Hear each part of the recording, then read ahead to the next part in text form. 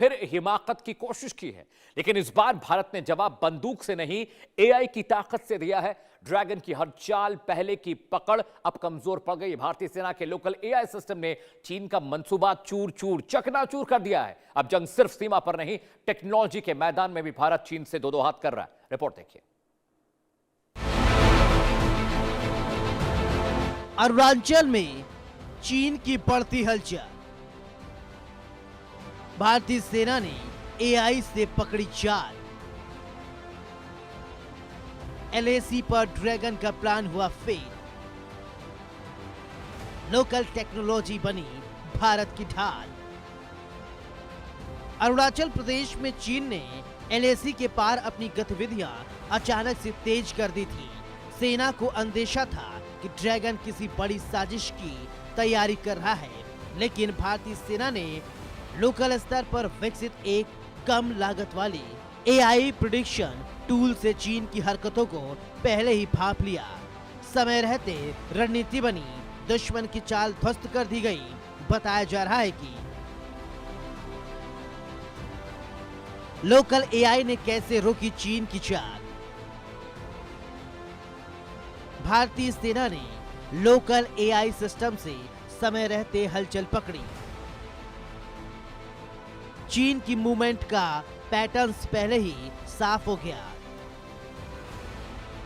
LAC पर तैनाती और तैयारी तुरंत मजबूत की गई।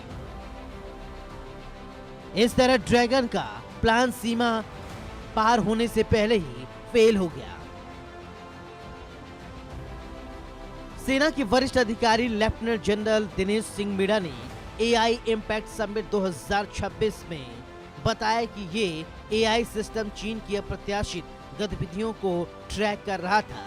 इससे मूवमेंट की टाइमिंग और संभावित इरादे दोनों उजागर कर दिए गए। इसी सूचना के आधार पर सेना ने फोर्स तैनात की, निकासी प्लान बनाया और बिना किसी नुकसान के चीन को पीछे हटने पर मजबूर कर दिया। यही वजह है कि एआई को हर क्षेत्र में गेम चेंजर माना जा रहा है, क्योंकि